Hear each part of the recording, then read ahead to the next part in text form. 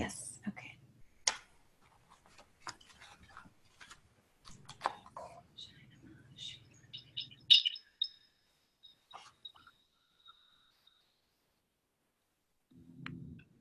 Om Sahana Vavatu Sahano Bhunaktu Sahaviryam Karavavahai Tejasvinavaditamastu Ma Vidvishavahai. Om Shanti Shanti Shanti.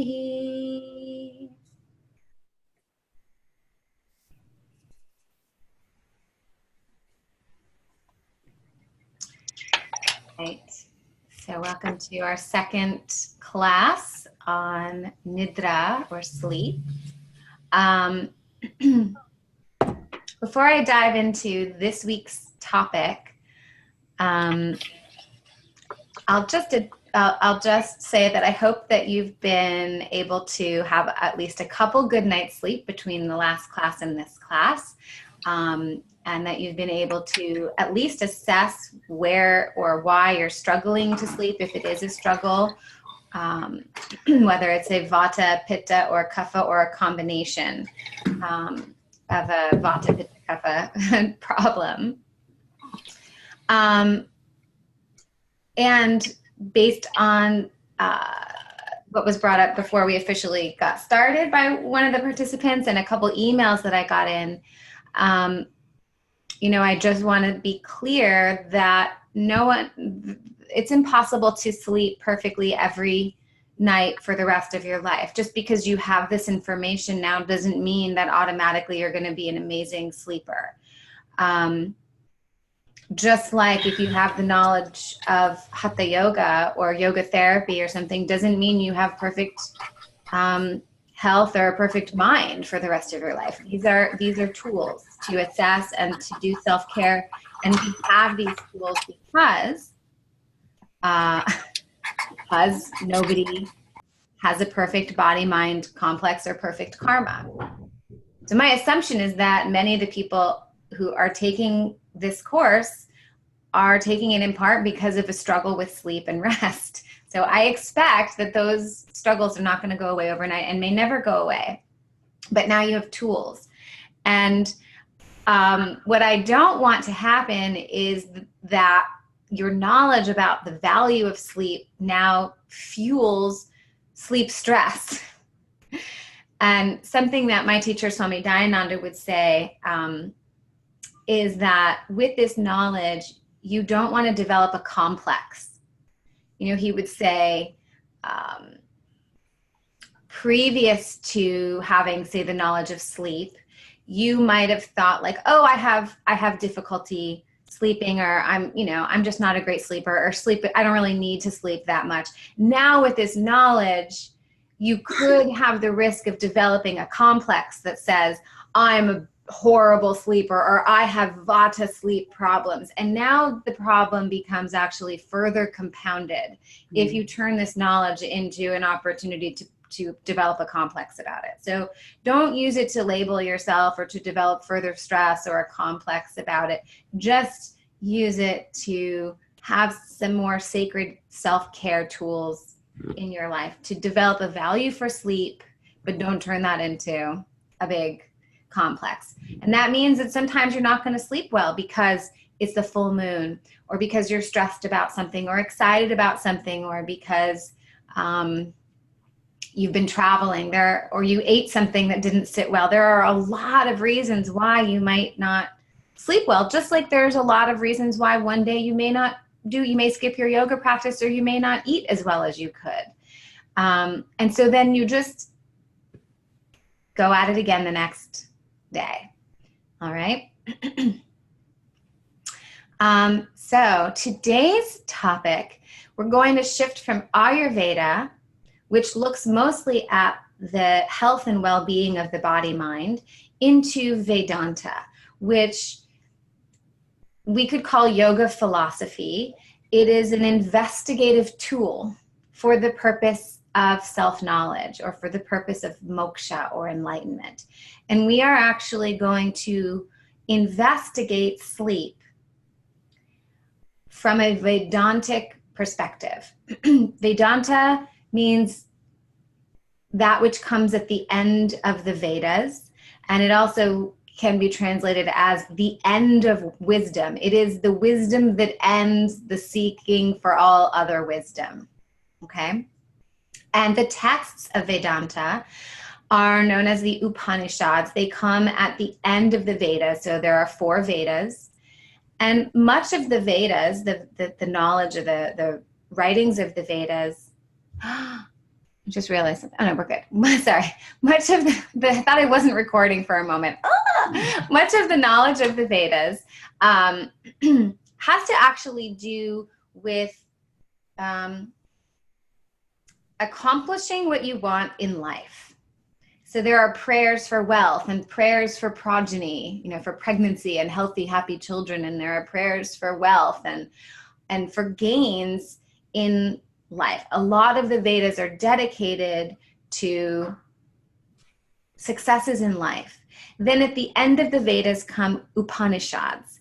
And the Upanishads are all about extracting ourselves from the confines, the limitations of the life, of the body-mind complex, of our circumstances and our karma, through knowledge, coming to realize the self as consciousness itself. The Upanishads are dedicated to that. We're going to use one of those Upanishads in particular today to investigate sleep, because this is an Upanishad that uses sleep as a launching pad, using the investigation of sleep as a launching pad into moksha, or into enlightenment. And that text is called the Mandukya Upanishad. All right. And so Mandukya Upanishads come at the end of the Veda. And the Mandukya Upanishad is considered possibly the most important of the texts. It's definitely one of the most important of the texts. And this text is one that it is said the text itself can launch you into enlightenment. It is a means itself to moksha. Just this text alone is all you need. And it is a text that is very succinct. I think it's 12 sutras, very succinct, compact statements that must be unpacked by a teacher. And it investigates the 3 states of consciousness. We can say 4 states, but I'll get to that by the end of today's class. It investigates the states of consciousness through the lens of the sound of Om. So it's a very deep text and very concentrated, compact. If you want to know more about it, you can certainly purchase a translation of Mandukya Upanishad. There are printed versions that you can get for free online pretty easily. And you can even just research if you want, how old is this text? How many thousands of years old? Which Veda is it attached to? That information is easily accessible, so I'm not going to spend time with those things. Okay. All right. So, Om.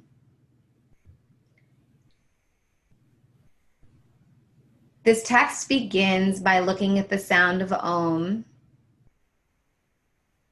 And it says this about what is Om, the sound Om. Om is all this. Om is everything. Om is past, present, and future. And anything beyond the past, present, and future. Okay, so it's making it very clear in this beginning of the text, there is nothing outside of Om. Everything exists within Om. All of this, the entire cosmos, is Brahma. Brahma means the big. It's translated as God. It technically means the big. You can also think of it as consciousness. All of this, past, present, and future, the entire cosmos, and all that which is beyond past, present, and future is Brahma. And that Brahma, that the big, is represented by the symbol Om. And then it goes on to say, all this, that Om is Brahma, and this Atma, this self, the word Atma means self, is Brahman, Brahma.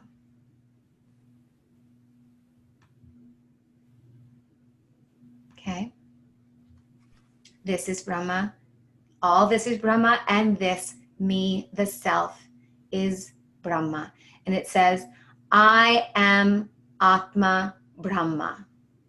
This me is that Brahma, which is everything, which is all represented by the sound of Om. And that statement that comes in this text, I am Atma Brahma, is called a Mahavakya, a great statement. Mahavakya in Vedanta are statements which in and of themselves lead to the knowledge of the self. So I said, all you need, some people say that all you need is this Upanishad. Mandukya Upanishad will take you swiftly and directly, relatively speaking, to moksha, to enlightenment, or to the knowledge of the self as consciousness itself. And then within this text, it is this statement, this great statement, this Mahavakya, I am Atma Brahma. This me is that, the big. Okay, that's a great statement. That statement alone takes you all the way to the recognition of the self as consciousness, because that's literally what the statement says. Okay.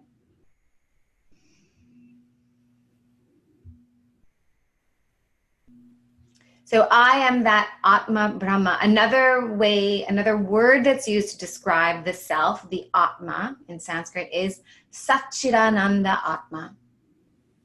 And this is a compound word in Sanskrit made of 3 root words. Sat is existence, Chit is consciousness, and Ananda, it's often translated as bliss, technically means limitlessness or free from limitation. So what does it mean? I am the Atma Brahma means I am Satchidananda. I am existence, consciousness, limitlessness. I am the changeless self. I am consciousness. I am that which remains unaffected by anything that happens or doesn't happen, that comes or goes. That is Satchidananda Atma, that is me. And that is represented by the word Om. You can also say it, I am God, is another way that this could be put. Okay? I am that I am. Many, many different ways to say this thing which is really, really unfathomable to the mind. And so we do our best with the language, and the Sanskrit words are technically really the best at it. So Satchidananda Atma is one way to say I am that, consciousness, existence, and limitlessness, which we can just call as consciousness or Brahma or Atma, because that is what the self is, and Atma means the self.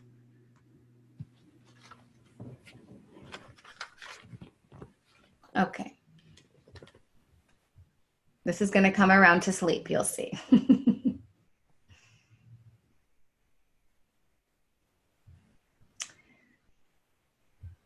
So, what does this say?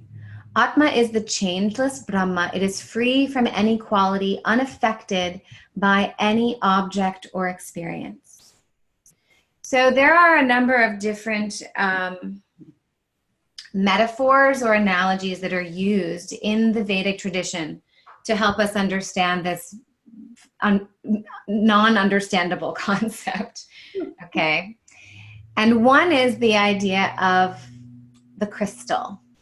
So this crystal is clear, free from quality, but it takes on the appearance of qualities depending on what it is near.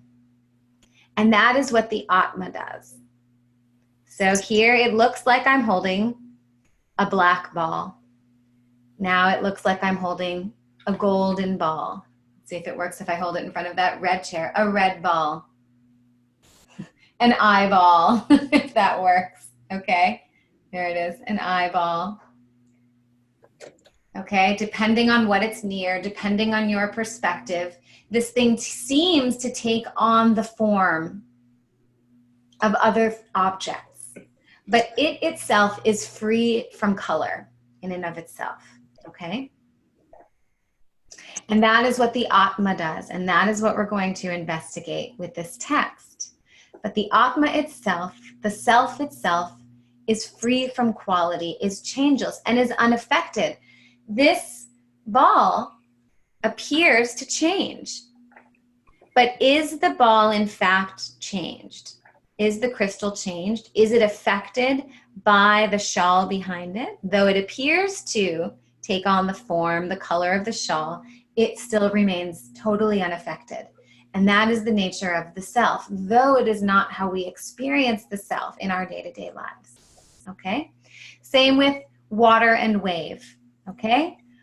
Water itself remains, the ocean itself remains unaffected by the formation of waves, though the waves come and go, though the waves seem to take on an individual form, the waves are made only of what? Water.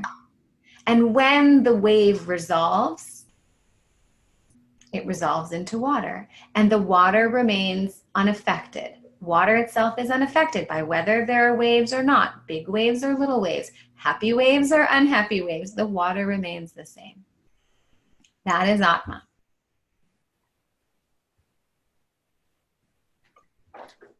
Okay.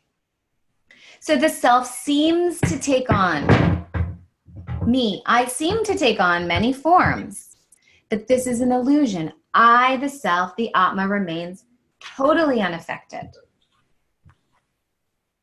by my experiences, by the different states that my mind goes through, waking, dreaming, and sleeping, as we'll see, okay? By the different moods that I'm in, by the different appearances that my body may take on at different stages of life. I, the self, remain unaffected by any of it, unchanged.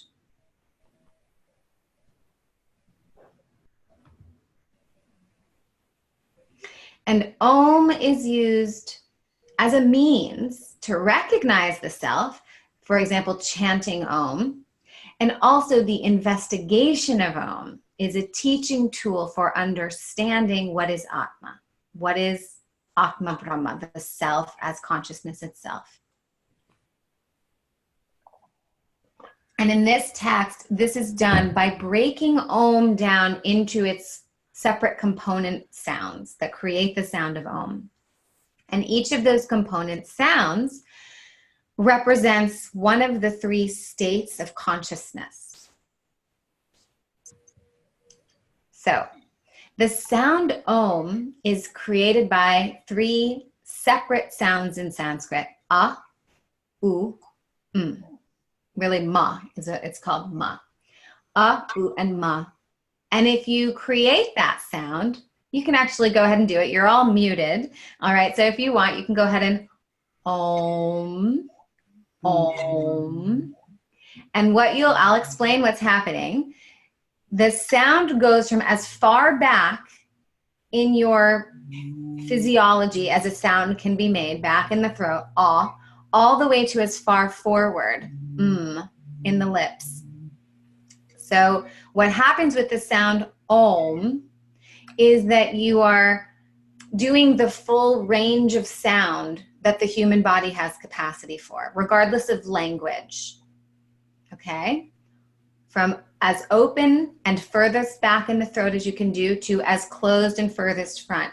And so this is sort of a physical sound expression way to represent the fact that Om encompasses everything, that nothing is outside of Brahma. Om, Om. Now, it is A, U, Ma, okay? But just as a side note, it is technically not correct in the tradition to chant Aum. Though you'll hear people do that, even teachers who are highly esteemed, or people that have made beautiful chanting CDs, Indian and non-Indian, there are people that do this Aum, Aum, and that is not really the way that it's chanted. But the sound Om is made of these three component parts, but when you put them together, it is Om, okay? But it's useful to know from the perspective of Vedanta, not from the perspective of using Om. So let me say, using Om as a tool, as a chanting tool, it's Om. Using the sound, the mantra Om, as an investigative tool with Vedanta, it is A, U, Ma. And that's what we're doing today. But that's where that confusion happens, is people learn that this is A, U, Ma, and then they take it and use that information, which is really for the purpose of investigating the self as consciousness, and then translate it into how to pronounce the sound. And that's not correct. Okay, so A, U, Ma, each represents one of the states of consciousness.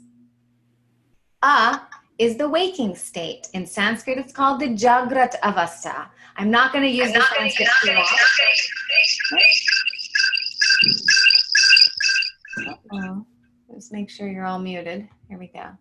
Okay, I won't use the Sanskrit throughout, but some of you are interested in that, so I'm just making sure to say the words once, and you can always go back and learn them if you want to use the Sanskrit yourself or know the Sanskrit. So the waking state is the Jagrat Avastha. Avastha means state, Jagrat means waking. So waking state in English is represented by A. U represents the dreaming state. Swapna Avastha. Dreaming is swapna, dream state. And Ma represents the sleeping state. Sushupti Avastha. For clarity's sake, I'll mostly refer to the Sushupti Avastha, the sleep state, as the deep sleep state. Because of course, when you're dreaming, you're also sleeping. So it's the waking state, the dreaming state, and the deep sleep, or the non-dreaming state. Or if you wanted to use the modern science term for Sushupti Avastha, it would be NREM, non-REM sleep. NREM is what that's called, okay? So what this text says is there is nothing outside of these states. There is never a time when you are not either waking, dreaming, or sleeping. You are always in one of those. So again, Om encompasses everything that exists, every possible experience and state, every object, everything in the cosmos is contained within Om. And each of those sounds, the component sounds, represents each of these states, and therefore these states encompass every possible state that consciousness can undergo. There is never a time when you are not either awake, dreaming, or sleeping. And if you have a question about that, oh, but what about something, then you can feel free to raise a hand. You may be able to also unmute yourself. Anybody want to contest it or ask about something that seems to be outside of those states? You might ask about, what about astral, what is it called? Astral dreaming? Something where you're still dreaming. What about daydreaming? You're dreaming. Yeah. How about in a coma state? Coma state. Yeah, that's a good question. You're either waking, dreaming, or in a deep sleep. I think it depends on the coma according to individual reports, right? So you'll see, actually, you'll get clear about that. That sounds like Elaine. Is that Elaine? Yeah, that's me. Yeah. As we investigate further what is comprised of each of these states, I think we may get more clear about where you might categorize coma, and I think it will depend on what's happening for that individual person in the coma state. Because of course, we've heard reports of people being totally aware of everything that's happening around them. That would be the waking state, okay? If you are aware of the objects and people around you, like you are right now, you're awake, okay? The consciousness is awake. The body, though, okay, the consciousness is taking on the form of wakefulness, but the body is blocked from interacting, right? Or if you're in a coma and you're totally blackout, that would be the deep sleep state. Or there may be reports of people in a coma state that are having various kinds of visions and dreams or experiences that aren't actually relative to what's happening in the room that they're in the dream state. Okay. What was another one I was thinking about? Oh, like hallucinating would be like dream state. Okay. All right, let's see. Oh, yes, I see you, Barbie. Can you hear me? Yes. What about people who've had near-death experiences and there's reports of them leaving their body and verifying details of things they couldn't have known otherwise? Does that fit into this at all? Yeah. It has to, right? Yeah. So I'm going to say that it's probably the dream state. Okay. So dream state doesn't necessarily mean that it's not real, because that's why I was wondering, okay, is that dreaming if somebody like actually, I remember when my mom was dying, the hospice nurse who took care of her said that when her father had a near-death experience that she didn't know about, and she was in a whole nother location, and she talked to him on the phone after they revived him, and he knew specifically where she was and what she was wearing. Amazing. Consciousness is mysterious and unfathomable. So I would say that it's dream state. And you can think about that as we move through, that because the dream state's field is the subtle body. True. Okay. And so that is subtle, through subtle realms, these kinds of things unfold. And also, again, these kinds of experiences, coma, near-death experiences, psychic experiences, these are outside the norm, still contained within Om, okay, but also outside of our day-to-day. Day-to-day, we go through this Om, waking, dreaming, and sleeping. And in fact, it's interesting, in the science has shown we require these states. We require the full range of consciousnesses forms every day for our well-being. Okay. And everything must be contained. So the things that you're asking about must be contained within Om. So I would guess that what you describe as dreaming, okay? Because it's subtle body.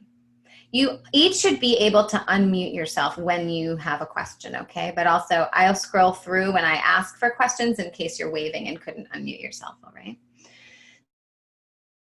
So not technically, this text does talk about 4 states. I'm going to get to the 4th one at the end. It's not really a 4th state. It is called Turiya, and it is the silence that is, so when you do Om, that Om sound is birthed out of silence and resolves back into silence, yes? And while you are doing Om, silence abides. And that silence is the 4th. It's called Turiya. But it's not really a 4th because all of the other 3 are contained within it. Okay, and we'll get to that one last.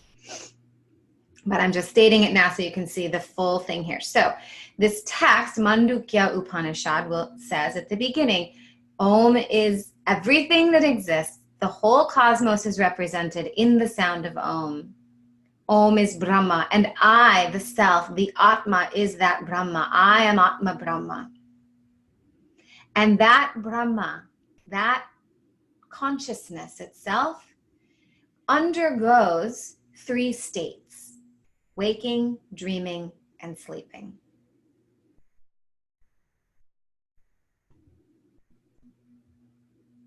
And no experience that I ever have in this life is outside of those states, okay?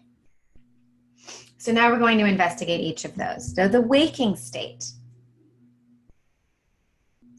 The waking state is the state in which, so consciousness appears to be waking. So consciousness is this. right? And then it takes on the form. Let's say waking is red, the red chair. It takes on the form of being awake. It appears to be a waking being, though it remains, its consciousness itself remains unchanged. So the waking state is the state in which your five senses, meaning your sense organs and your mind, as though go out into the world, grasping and engaging with the objects of the world. That includes people. Your attention is on the world. And you are having worldly experiences, conscious, awake, worldly experiences. This state, it is said, the field of this state is the gross body. The body is gross, but it means the physical body. And the physical body in the kosha model, which some of you are familiar with, is the Annamaya kosha. Let me go down to my little kosha slide. So I'll just pause here and do the koshas very briefly, all right? This is a map of the koshas. This is the sort of all of the fields of the human body, okay? Everything is Atma. The whole self is Atma. Nothing is outside of Atma Brahma. It is all made of Atma, okay? But the Atma takes on the form of these different as though layers. One is the gross body, the physical body, and that is the Annamaya kosha, it's called. It is, people call it the outermost layer, okay? It is actually the most fixed, strongest, it's like gross, thing that we identify with in life, the body. I am the body, right? This is me. I look like this, I talk like this, and so on. Annamaya kosha, all the physiology, okay? And the field of the waking state is the physiology, the Annamaya kosha, all right? But it's not just the Annamaya kosha. This is especially for the yoga teachers and dedicated yogis in the course that have studied these things. In the waking state, you face the world with your physical body, with the Annamaya kosha, but you bring all the other koshas with you.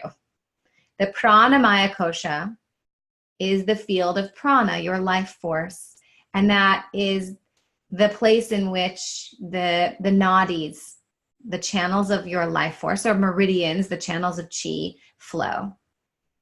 The Manomaya kosha is your mind, your emotional mind, your likes and dislikes are all housed, we can say, are all within the Manomaya kosha. The Vijnanamaya kosha is your intellect, your capacity for discernment. And the Anandamaya kosha is often called the bliss kosha.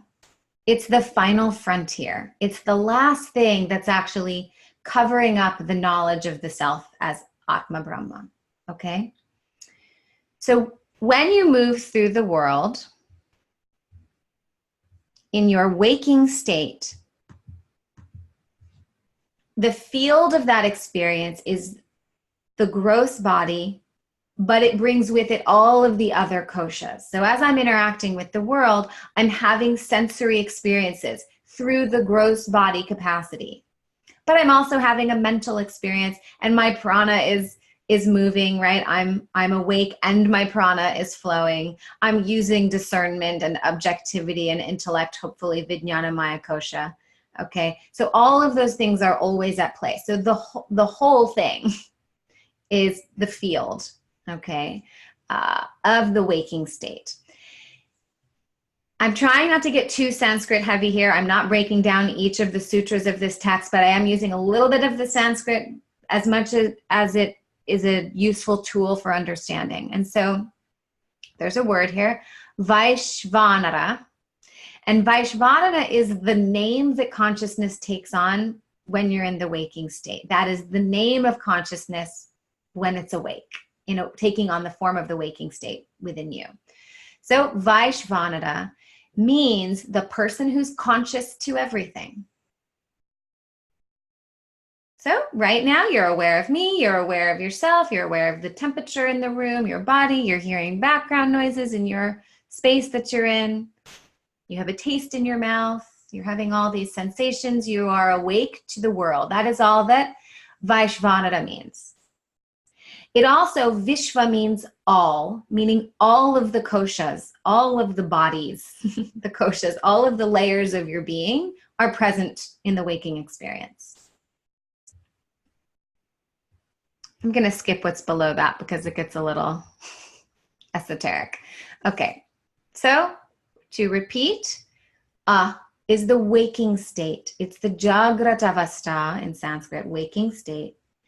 In the waking state, consciousness is illuminating all of the outer material and all of the inner material. All of the material, outer and inner, is illuminated when you are awake by consciousness. Consciousness is shining its light outwardly and inwardly. And that's your waking experience, right? So my husband does something out here in the world that pisses me off. The pissed off experience is in the inner world, okay? That is a waking state. Then I have a reaction. That's an outer world experience. I say something, I do something, okay? And then I have an inner reaction to my reaction. I feel guilty, or I feel satisfied, or I feel whatever it is, angry, and that is happening in my inner world. That is inner material. Consciousness is illuminating outer and inner in the waking state. And the name of consciousness taking on the form of wakefulness is Vaishvanara. And the field is the gross body, but it brings along with it all of the levels, all of the koshas. And the realm, the main realm of your waking state, is action and reaction.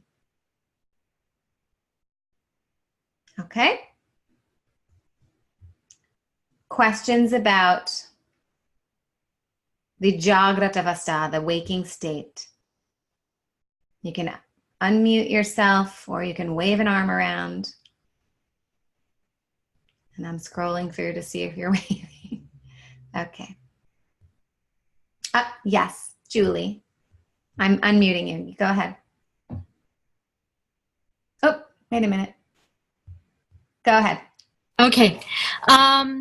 The unconscious, the subconscious, meaning we take an action and then we're curious as to why we made that choice or took that action, driven in a lot of new age stuff. There's a lot of talk about the subconscious and the belief systems there. Where does that fit in this? Is that more waking or sleep? I mean, more dream or sleep? Well, so our subconscious drives our actions and reactions in the waking state. So the subconscious is only a problem for you when you're awake, right? Or a benefit to you, but we only talk about the subconscious when it's a problem. Okay. True. And the subconscious, that would be the subtle body. So the inner koshas, if you're using the kosha model. So we would look at the pranamaya kosha, the manomaya kosha, mind and emotions, and the vijnanamaya kosha, the intellect. That is where your conditioning is housed and your subconscious. And Yoga Nidra, as we'll see in next week's class, is for the purpose of resolving your problematic conditioning. Okay. Good? Yes. Okay. Thank you. Yeah. Good question. Anyone else? Waking state. So you see, that's why one of the meanings of Vaishvanara is all the bodies. Everything that makes up you is at play when you're awake, fortunately or unfortunately, depending on who in your life you ask. All of you is present in your waking state, for better or worse, including all of your conditioning, your drives, your subconscious, all of that. But that piece is housed in the subtle body. But the subtle body is present with you when you are awake. Okay, so where am I here? waking state. Yes. Okay. So let's talk dreaming state. So this is amazing because now you can read a ton of modern science on dreaming, and in your course material for this upcoming week, I have a little short video about the dream state from modern science. But 1200 years ago, Shankaracharya explained dreaming. So Shankaracharya is our go-to guest teacher who's invisible here, okay, who translated, or not translated, sorry, he made commentary on all of the major Upanishads. And so in the Vedanta tradition, when we're trying to understand what these little pithy sutra concentrated mysterious statements mean, we first look to what did Shankaracharya say about them 1200 years ago. What did he say this means? Okay, because he's the expert. All right. So, and the commentary, the Sanskrit word for commentary is bhashya. So if you buy a translation of Patanjali Yoga Sutras, for example, or Bhagavad Gita, you'll have the Sanskrit sutra or shloka, and then you'll have someone's exposition on what that all means. The primary exposition or commentary that we use in the Vedanta tradition is that which was written by Shankaracharya. And that commentary is called Bhashya. The main primary commentary on these texts is the Bhashya. So this is what he said in his commentary on this text about the dreaming state. Experiences that take place in the waking state due to our many means of external activities and experience, meaning all the mind and senses interacting, our many means of interacting with the world, gives us experiences during the waking state. And those experiences appear in the mind as inner activity, as mental activity called vritti. Those inner mental activities that are coming from our outer experiences, those vrittis, leave impressions. And then your mind, conditioned by those impressions that come from your waking state experiences, that mind becomes like a painted canvas, he says.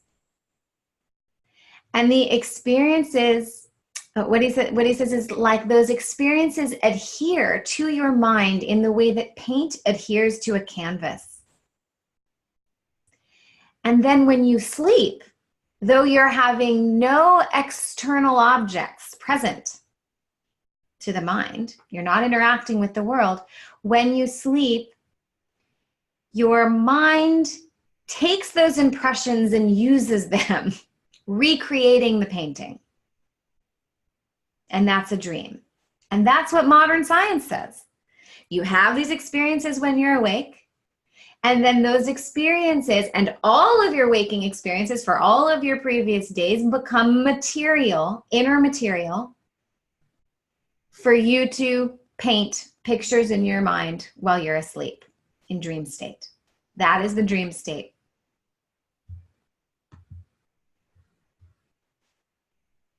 So the material for your dreaming, your dreams and your dream state is called vasana. When you're awake, your experiences leave a vasana. We can call it impression. Vasana technically means a scent. You know, like if you're chopping onions, even when the onion is gone, the scent remains. Okay, that's vasana. Even when the experience of something leaves, the vasana remains. The impression is left. That vasana is that which remains after the object is removed, and it is the stuff of which dreams are made. What it says in the text, it's like you're consuming your experiences, and then in your dreams you digest them.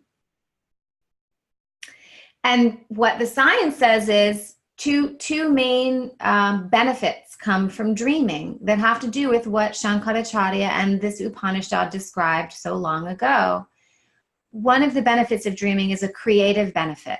When you're sleeping, your brain sort of brings together and reconfigures all of the information you've gathered during your waking state, the previous day and all previous days.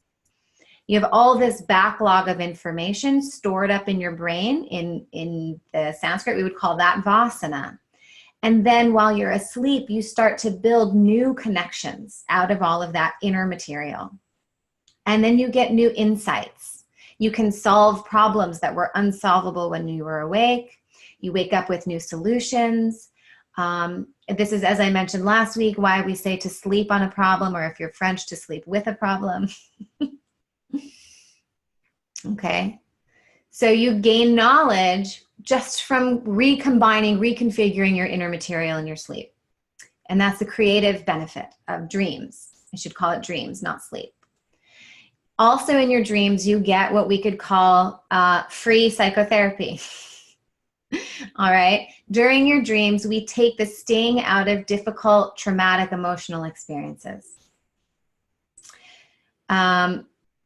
It doesn't fix all, it's not a balm for all of your problems. It won't fix every grief and every trauma just through dreams alone, but dreams do help that process according to the science. Okay? So that material that is making all of that creative capacity and therapeutic capacity possible, that material is vasana, the inner material. So again, consciousness, which is free of any form itself, takes on the form of dreaming. And when consciousness takes on the form of dreaming, like this takes on the form of the gold of my shirt, it gets the name Taijasa. It means the shining one, or the one who shines. That is the name of Atma in the dream state.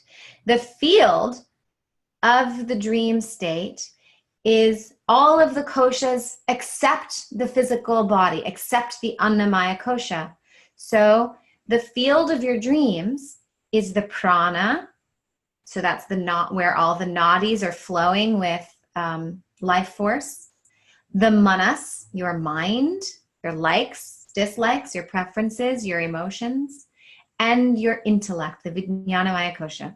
All of those are at play. All of those are the field of the dream state. And the Anandamaya kosha, okay? All the koshas go for except the physical body for dreams. The material is the vasana, as I said, the impressions that come from your waking state experiences.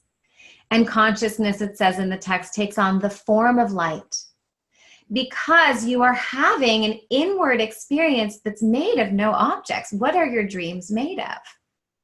There's no real actual material there. So it's as though made of light, because it's all happening just within those inner layers. There's no actual physicality. Though they appear, you appear to have objects in your dreams. You yourself appear perhaps as a character in your dream. And yet, it's all as though made of light, okay?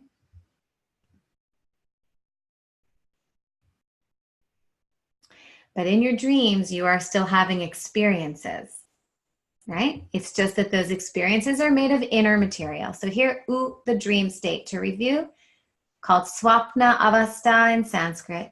Consciousness is illuminating inner material.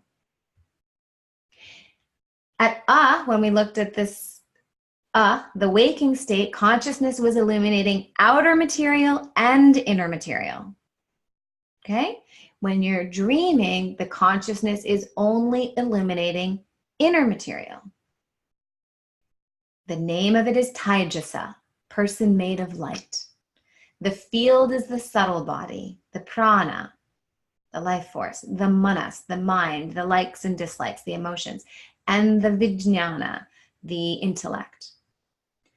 And the realm, or the material, is the impressions that you've gathered when you were awake. That's the dream state. Okay, questions about the dreaming state?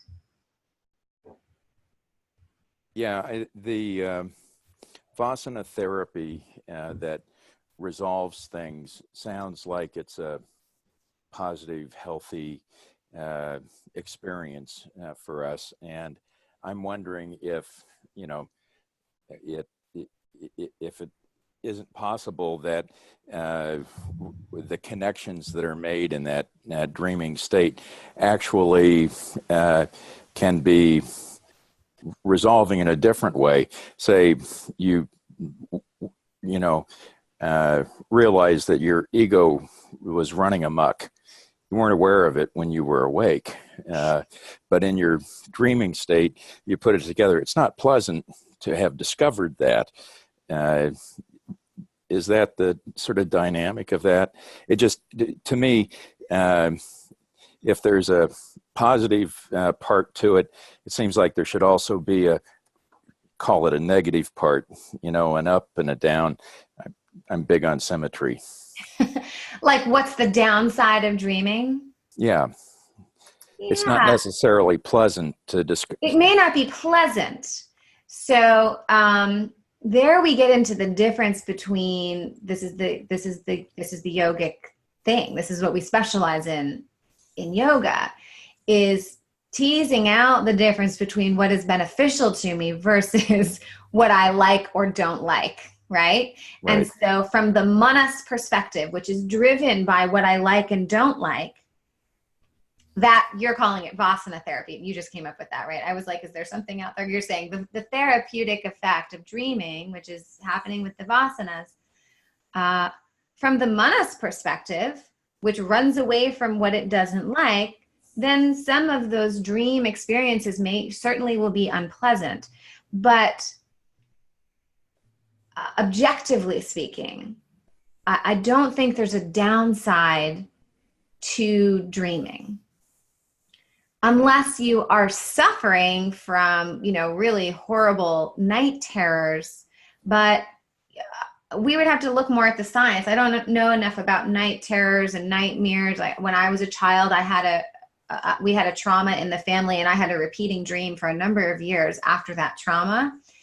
And I suspect that was therapeutic, though it was a terrifying dream because I had this trauma to resolve, in the form of Vasana, but it was very unpleasant. And I hit a point where I would be afraid to fall asleep. I would know that it was coming and I was afraid to fall asleep. That's the manas, which is driven to resist and avoid things that are uncomfortable or painful or difficult. So I think the science probably would say that all dreaming is beneficial, though it may be unpleasant, but you could investigate that. Does that get at what you were asking about? Yeah, I think so. Okay. All right. Okay. Anyone else? Would you put hypnosis and hypnotic therapy in the dream state? Because I'm not so familiar with what happens in hypnosis, but it sounds like it's a therapeutic form of bringing and guiding a person's consciousness, using your words, into the inner material, and then like you're dreaming, but more of a guided way. That's a good question, because from what I understand with hypnosis, you're still aware of the person who's speaking to you. So there is outer material that's influencing your experience.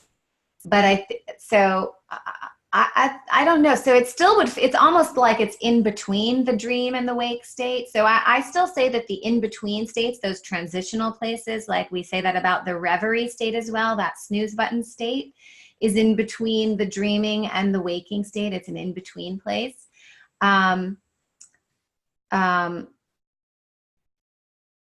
So my guess is that hypnosis would be floating back and forth almost between wakefulness and dreaming, because you're still collecting outer material in the form of the hypnotherapist saying words to you and so on. That's having an influence from outer into inner. And if we looked at the brain waves, that also what's going on with the brain waves, that might give us a clue, during hypnosis as to whether the person is dreaming or in a waking state, but in like almost more like a meditation state, which is waking state, but meditation, right? But yeah, I don't know enough about hypnosis either, other than to say what I just said. Thank you. Yeah. Okay. All right.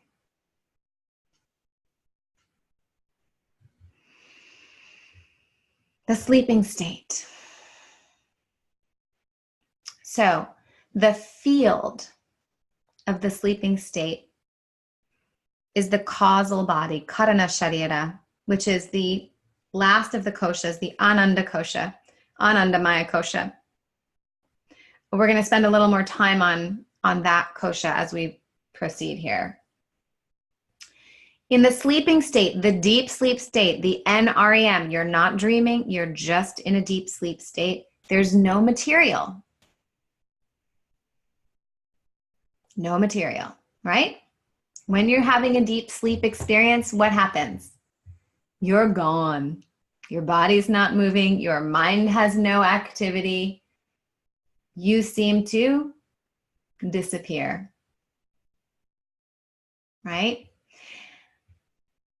What happens? You go into a deep sleep state and then you wake up and you go, I slept so great. I went in so deep. I was gone. You cease to exist to your own awareness, and all objects cease to exist. You go. Okay? That's the deep sleep state. There is no material. There are no objects. So consciousness illumines the absence of objects when you're sleeping. Now, the deep sleep state in English language is often referred to as unconscious, right? I go unconscious. I go sleep and consciousness goes. I go unconscious because the word consciousness in English is associated with the mind. Okay? But to say that you are unconscious in sleep would be like saying that, let's say you go into a closet that has one of those pulleys you have a light inside the closet. You go into the closet with the light on, you can see all of the contents of the closet. You close the door to the closet, the light's still on, you see all of the contents, you turn the light off. You keep your eyes open. What do you see? Nothing. Did you go blind? No. You still see. What do you see? Nothing. You see no thing. There are no objects. There's no material because the light is out. And so your consciousness, through the power of eyesight, is illuminating nothing. But consciousness abides. So what the text, Mandukya Upanishad says is, consciousness shines because consciousness only shines. Consciousness remains unchanged. When you are awake, consciousness illumines outer material and inner material. When you're asleep, consciousness illumines inner material. Dreaming, consciousness illumines inner material. When you are in the deep sleep state, consciousness illumines nothing. But it still shines. It's just that there's an absence of objects or experiences, and so it's illuminating nothing, but it's still fully consciousness, fully illuminating. Okay? The name of consciousness in the deep sleep state is called prajna. And prajna means consciousness alone. There is only consciousness in that state. It's not consciousness plus material, consciousness shining a light on outer material or shining a light on inner material. There's no material, and so it is consciousness alone. That's the meaning of prajna, the name of consciousness in the deep sleep state. Consciousness is not unconscious. It is fully conscious. It is perceiving. What is it perceiving? Nothing. It is perceiving the absence of objects. There's nothing there to be conscious of. But consciousness remains conscious, and it's then revealing a mind that is in a state of total silence, of total resolution.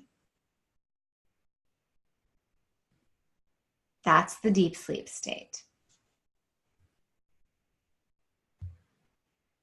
We're going to dive further into the deep sleep state, but I'm going to just review that. So ma is the sound of Om that represents the deep sleep state, Sushupti Avastha. It is consciousness illuminating no material. The name is Prajna, can mean wisdom. The field now of the deep sleep state is the causal body, the Karana Sharira. It is made of ananda, is what the Mandukya Upanishad says. The deep sleep state is made of bliss or made of limitlessness. And the realm, what's at play, is samskara, your conditioning. But we're going to get to that next week. So we'll leave that aside for now. The samskara part. So in all three states, consciousness remains the same. Consciousness has continuity in the way that if you were to go to the movie theater, I used to do this when I was a kid, we would go in, pay for one movie, and then stay for 3, right? Sneak in, stay for 3. And so the screen would have one movie on it, and then it would go blank. The projector gets turned off, the screen is blank. And then the next movie comes on, and then the next one. And though the film being projected onto the screen is changing, and it appears like the screen is changing, it takes on the appearance of all of these characters and all of these experiences and all of these colors and images are appearing. It's as though the screen is undergoing a change, but you can tell when the projector goes off, the screen underwent no change. There was a continuity, because of which all of the projection could appear, and the screen itself remains unchanged. That's consciousness. In all three states, a, u, ma, consciousness illumines. Consciousness remains the same. It shines a light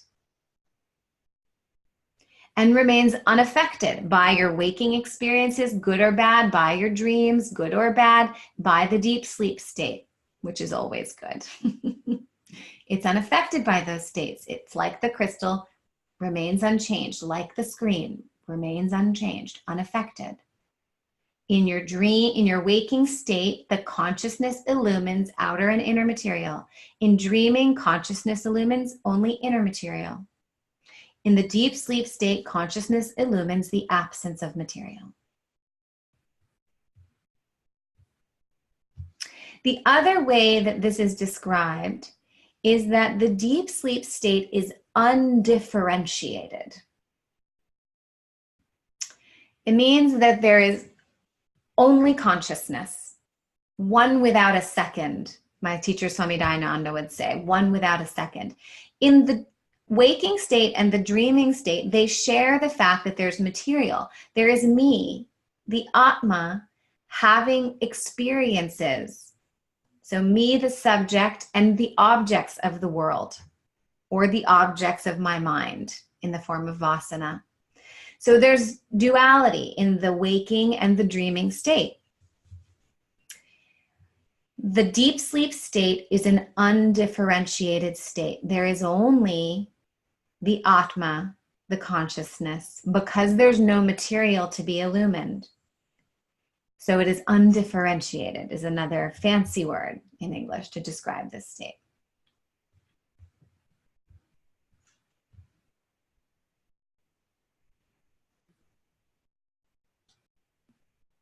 Oh, that's this slide. Yeah, consciousness remains undifferentiated. In the waking and dreaming, we have consciousness plus form, like the waves superimposed on water, like the movie superimposed on the screen, like the colors superimposed on the crystal. We have the superimposition of objects and experiences onto consciousness, or consciousness illuminating objects and experiences when you're awake and dreaming. So those two states have that in common. The deep sleep state is more unique in that consciousness alone appears, illuminating nothing. So it is that undifferentiated consciousness.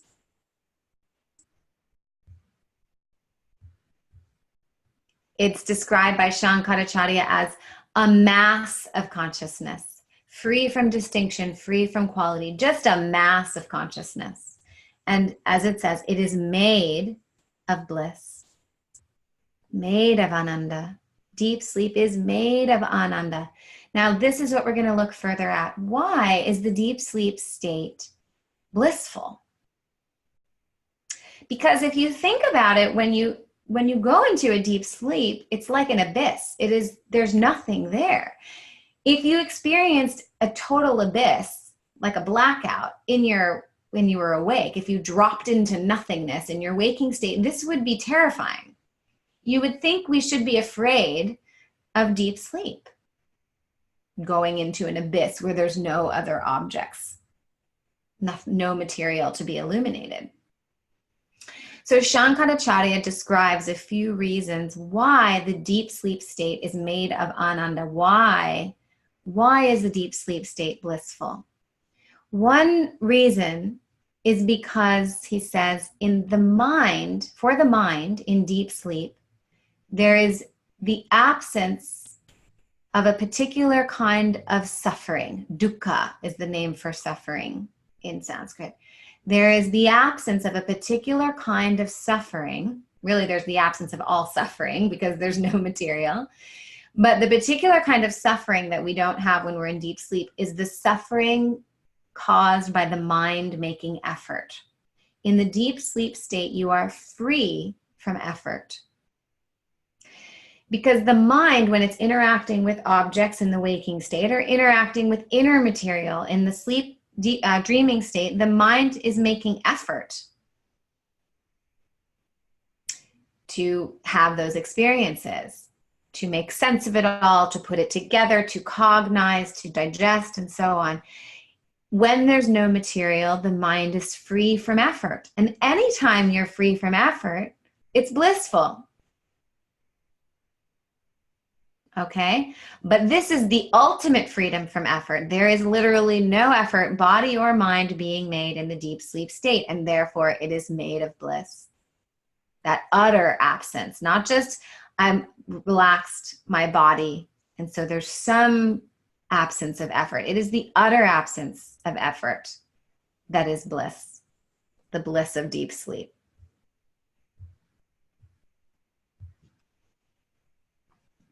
But there's another reason why the deep sleep state is so blissful. And this has to do with a certain capacity of the mind. Let's see where I want to go with this right now. Let me see here. Let me do this. So we've all heard this expression, ignorance is bliss. And that is brought to life in this text. Ignorance is bliss, because you know nothing when you're in the deep sleep state, and it's made of bliss. All that remains, in fact, when you're in the deep sleep state, it's described that all that remains is ignorance. That sounds not good, but let me break this down. So what the text says and what Vedanta says is that we are always in a state of ignorance. We are in a state of not knowing the nature of the self. We don't know that Atma is Brahma. We don't know it when we're awake. We don't know it when we're asleep.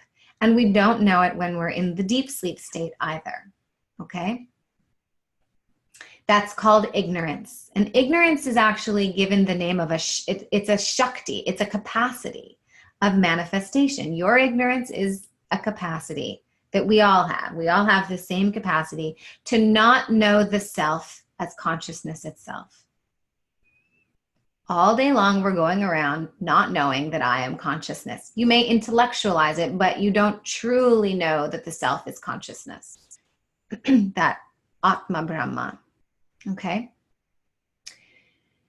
But then beyond just not knowing, what we then do is we project on top of the not knowing the self as consciousness, we project other ideas about who I am and what I am.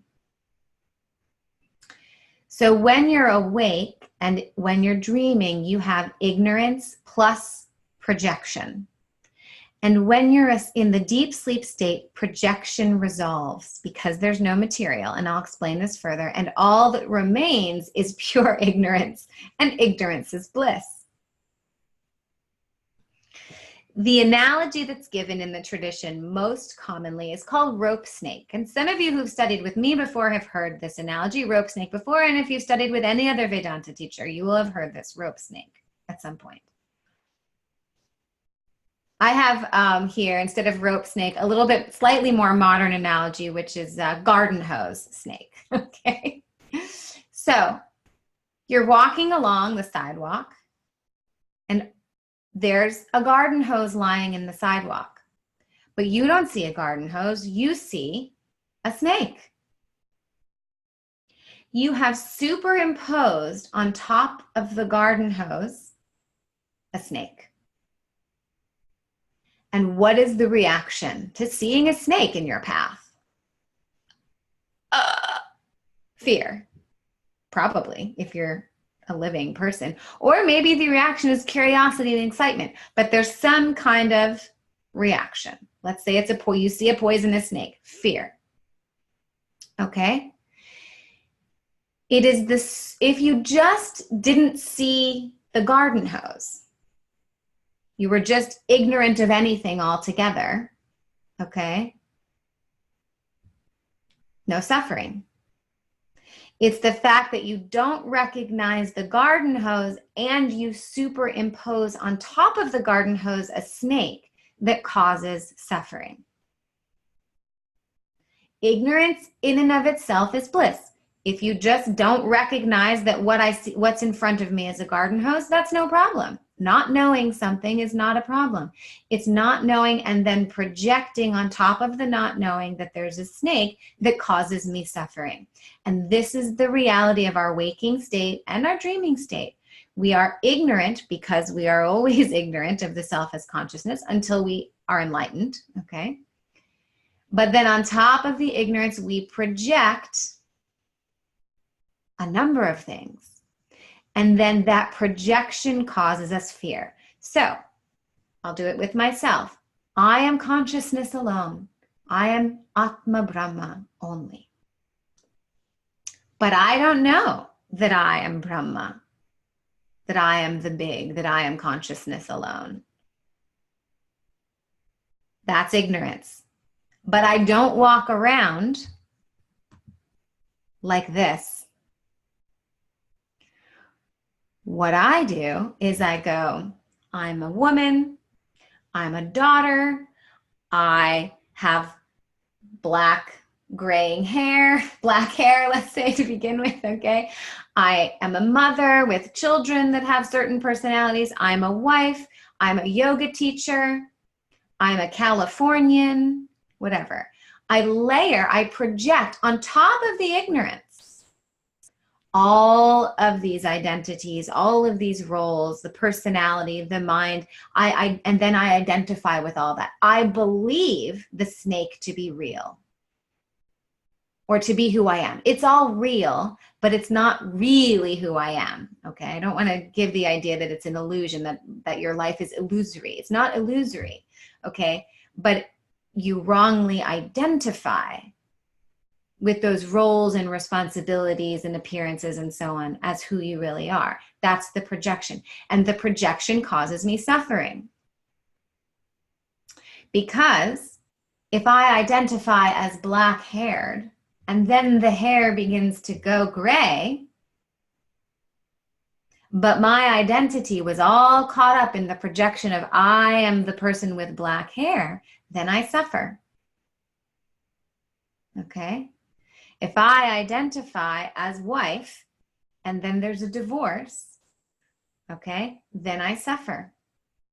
Or even just the fear. If I have a child, if I have children and I fear they get hurt, because I identify as mother of children and I live in fear that they get hurt, I am suffering due to the projection on top of the ignorance, due to my belief that I am mother. Instead of I am consciousness taking on the role and responsibility of mother, I say I am mother.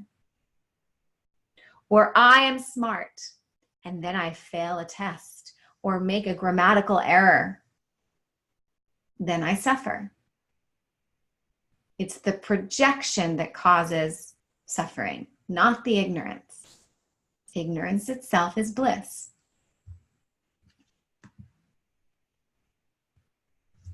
Ignorance of the truth that I am consciousness.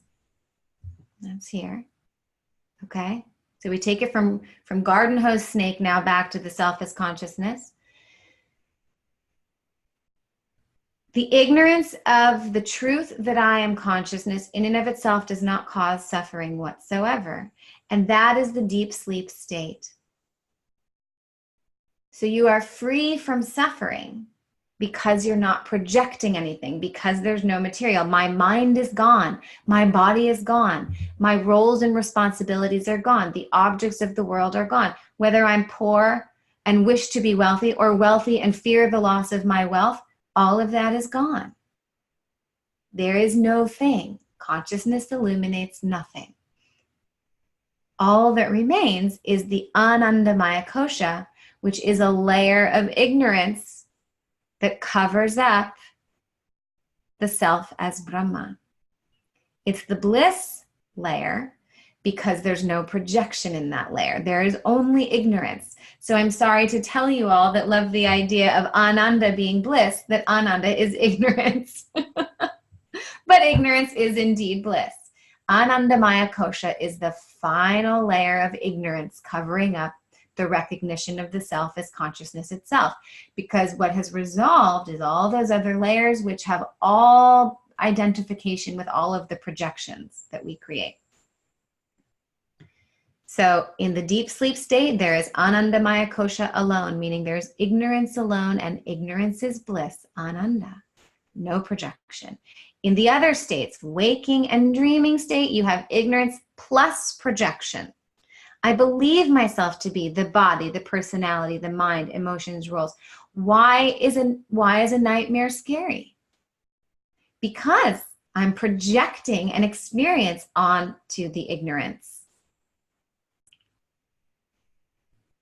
All right? Every experience that I identify with is a projection on top of consciousness itself. And it causes suffering. Let me say this. Every experience, whether you identify it with it or not, is a projection onto the continuity of consciousness, the changeless consciousness. Every experience, dreaming or waking, is a projection onto consciousness, like the film is a projection onto the screen.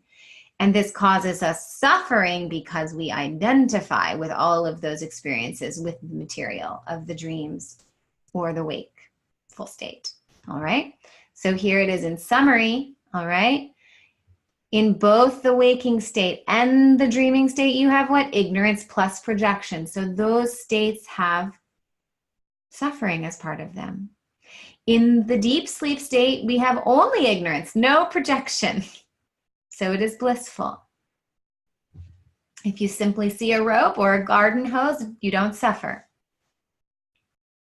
If you fail to see the garden hose, fail to recognize it, and you project snake, you suffer. No thing means no suffering. And in deep sleep, therefore, you are free from suffering. Sounds much like enlightenment. So in the deep sleep state, you would be enlightened, except there's one problem. You're sleeping.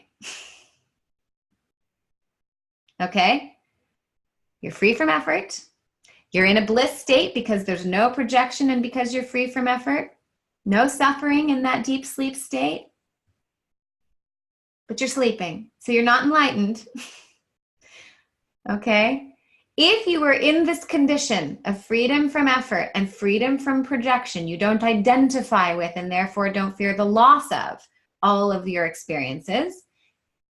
If you're having that and you're awake, that's enlightenment. You're so close, but you're asleep. So the science, again, has been looking, trying to understand, why do we sleep? Why do we dream? And why the deep sleep state? What is the necessity for the mind body to have that experience? Because you are extremely vulnerable to predators. You're not eating, you're not getting calories, you're not creating progeny and thus the survival of the species. None of those things are happening when you're sleeping. So from a scientific perspective, without investigation, it makes no sense. Okay, why would we spend so much time doing something that seems so useless and makes us vulnerable?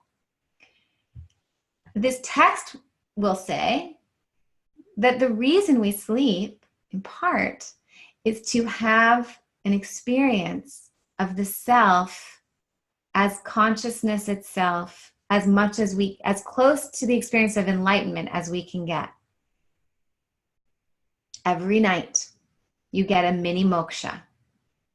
You get a little bliss bit, a little taste of enlightenment, a little dip into freedom from suffering, into ananda, freedom from any limitation, pure bliss, freedom from projection, no snake, because there's no garden hose, because there's no material. So if you don't get the deep sleep, you're actually, what I would say is that you will be suffering from a bliss deficit. From a yogic perspective, we would say this would be one of the reasons why someone who's lacking deep sleep on a regular basis would be likely to suffer from depression and anxiety, not to mention all of the physiological problems that come from not getting good sleep.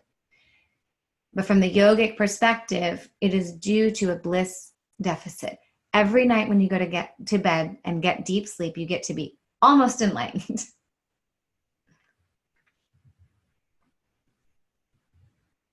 So after describing the three states, there is a sutra that praises deep sleep. And it says, this prajna, this consciousness in deep sleep, is the Lord of all, is omniscient, is the indweller of all, is the source of all. This prajna, the consciousness taking form as deep sleep, is the origin and the dissolution of all beings. Everything that exists is consciousness. The waking one, Vaishvanara, is consciousness. The dreaming one, Taijasa, is consciousness. And the deep sleeping one is also consciousness. But it's like this text is saying this deep sleeping one is most dear to me because it is the closest to God, because it is free from projection, because all that remains is that final layer, that Anandamaya Kosha. It is the closest to the macrocosm. When you're awake, you experience yourself as the microcosm. When you're dreaming, you experience yourself as the dream character, having dream experiences made of light, made of vasana. And again, you are the microcosm identified with. In the deep sleep state, you are close to the macrocosm, the Brahma, the big God. And therefore, that one, the one prajna, the consciousness in the deep sleep state, is praised.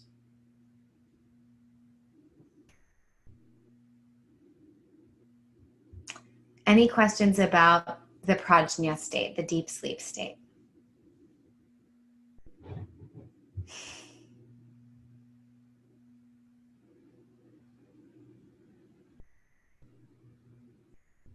You should be ready to want to go to bed and get some deep sleep. So the final one, which people refer to as the fourth, and even the text calls it 4 parts, the as though fourth state is called turiya. But it's not fourth because it's not a separate part. As I said at the beginning, it is the one because of which the a-u-ma exists. It is the silence behind the sound. Behind the manifestation is the source of manifestation. And the material for all of the manifestation is also that source. So everything that exists comes from consciousness. Consciousness is the source of all that exists, and consciousness is the material. It is made of consciousness. The fourth state is that changeless consciousness. Because when I take this crystal and put it in front of red, let's see, it appears as though, it becomes as though red. That's the waking state. Here appears as though gold, the dream state, light, made of light. And here, it's the closest thing I have to black, as though black. Okay, the deep sleep state. This is the turiya. Okay, there's no ignorance now. There is Atma Brahma knowing itself as Atma Brahma, the knowledge of the self as the changeless consciousness. That is the fourth, the turiya state, which isn't really a state because the crystal is always the crystal. It is always thus. You don't really become enlightened. You just recognize what was always thus. You recognize that this was always the same changeless crystal. It's a recognition. That's turiya. That's why it's not really a state. And it's the silence that remains the same. It is the source of the sound, a, u, ma. It is behind the sound, a, u, ma. It is the material that makes the sound, because all sound comes from silence. And it is the silence, the turiya, in which the sound resolves back into.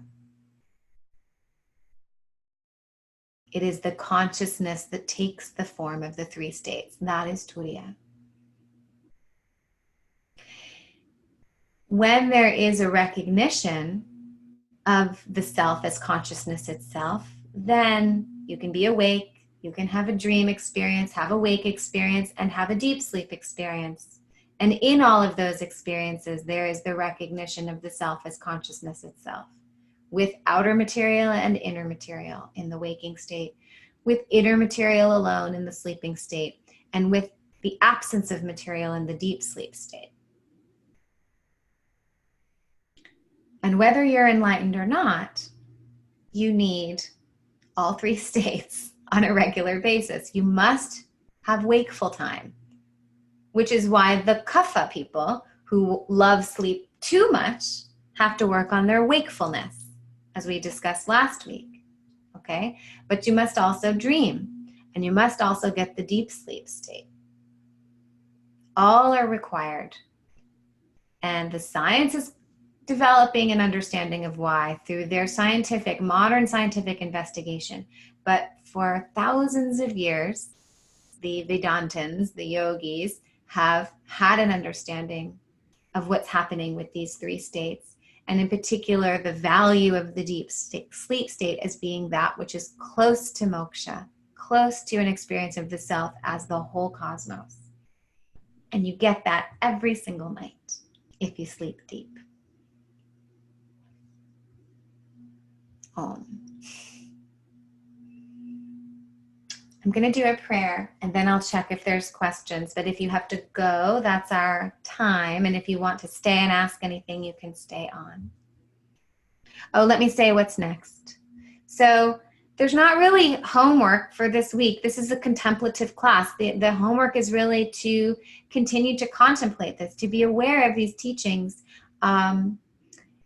throughout your day. And then upon waking and contemplate, do your own investigation of the deep sleep state. What was that? What is the dream state? And so on. I would even suggest that you re-watch this or watch it a couple of times.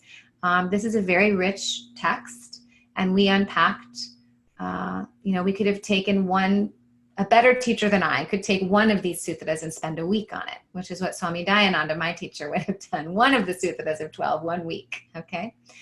So take time with this teaching and then continue the previous weeks working on your sleep, okay? And then there's, when you get the material for this week, there'll be a new guided relaxation, Yoga Nidra, and just a couple shorter add-on videos in addition to this one. Once this goes up, this will go up as soon as I can get it, for sure by tomorrow, if not tonight. And so you'll do a daily Yoga Nidra practice. And next we'll unpack what is Yoga Nidra relative to what we've done this week. Where does Yoga Nidra fit in? And what is the role of Yoga Nidra and Shavasana as a daily practice or as a regular practice? Okay. All right, so I'll do prayer. Om Purnamada Purnamidam Purnat Purnamudachyate Purnasya Purnamadaya Purnameva Vashishyate. Om Shanti Shanti Shanti.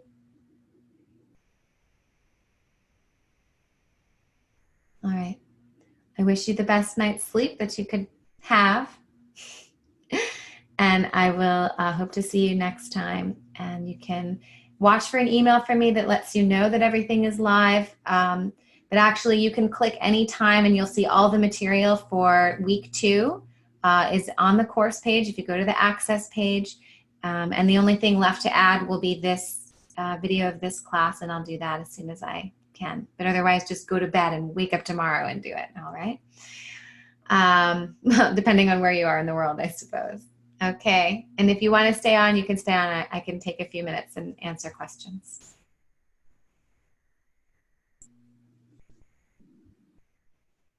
I think you should be able to unmute yourself if you have a question, but I'm scrolling through. I do have a quick question. Yes, hi.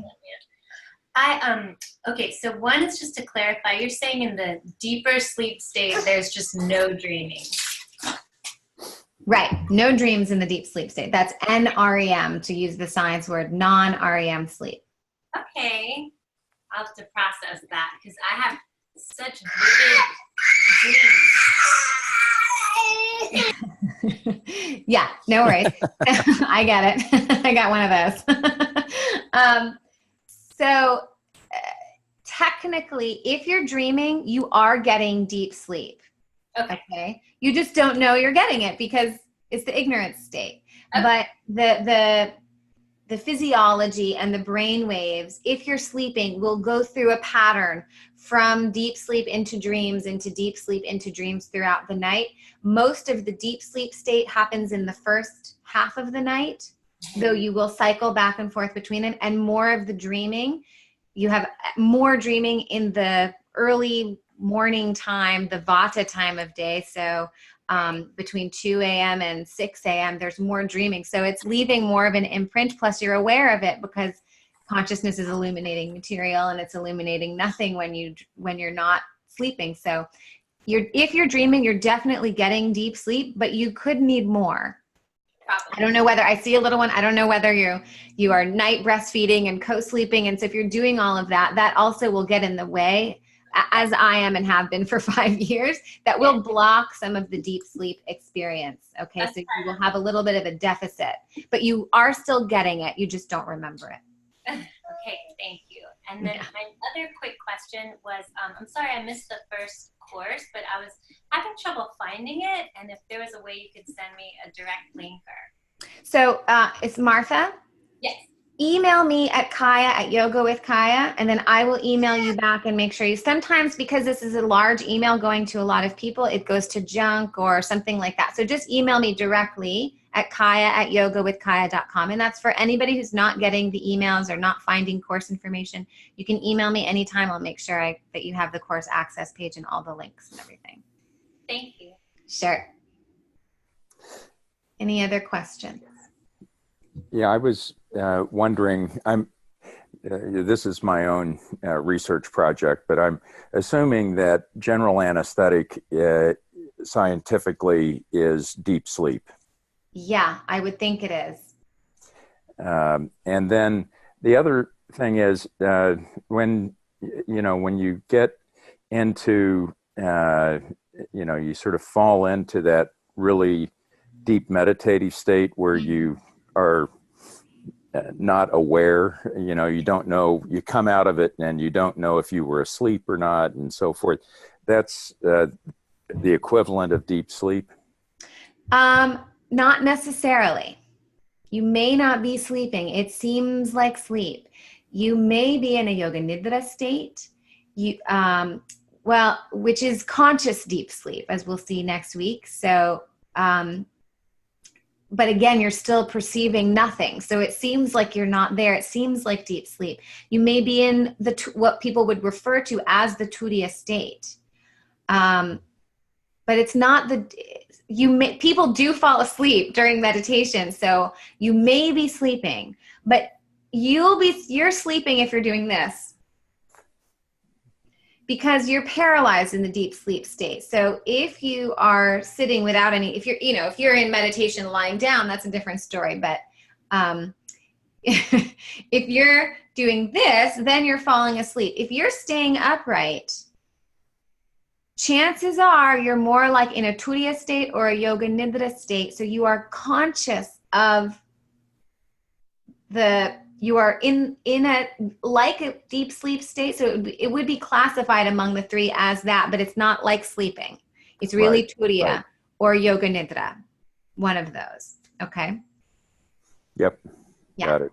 This is the advanced meditation method. Falling asleep in meditation. You're referring to the other advanced meditation method.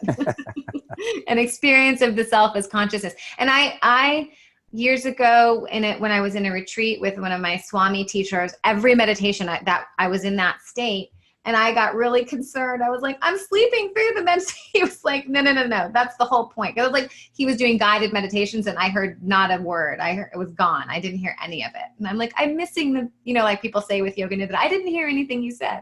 So it's a consciousness experience. That's not sleep. Yeah. Anyone else? I was just wanting to comment. It's interesting. Yesterday, I was in a full-day seminar for hospice, since I'm a former hospice nurse, on grief and grieving. And one of the things that they talked about was bedside visions, which I've had the privilege of being able to witness with many of my patients. It's a very natural phenomenon. And David Kessler was the speaker. He worked with Elizabeth Kubler-Ross. And one of his books, I actually purchased his books on visions, trips, and crowded rooms, which talks about the bedside visions. And I was kind of looking as you were speaking, because I was trying to figure where this would fit in.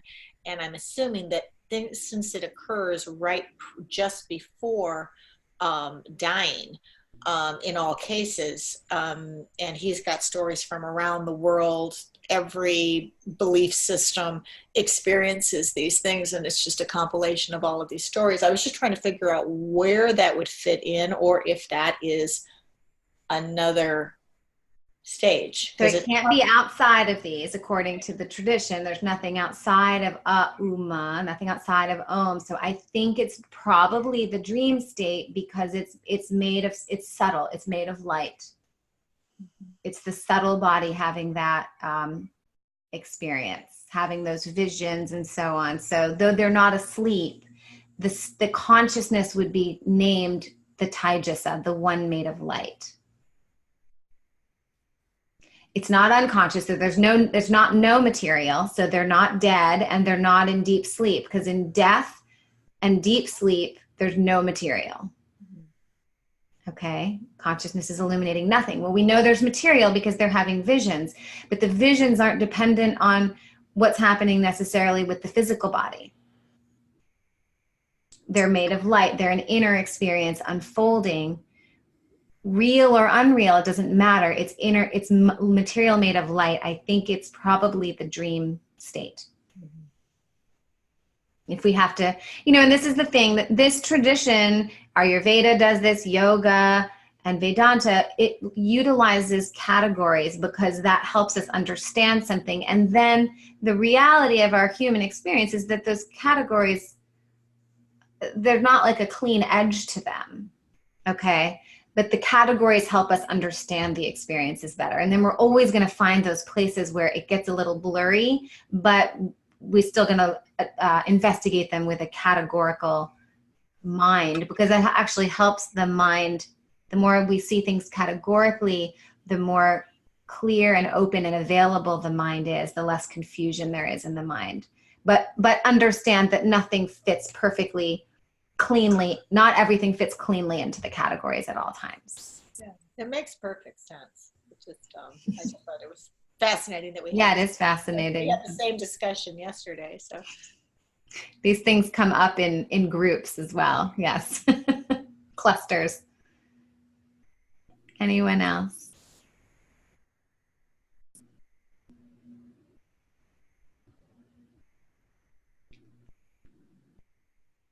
Okay.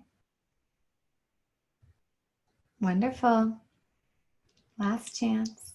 Okay.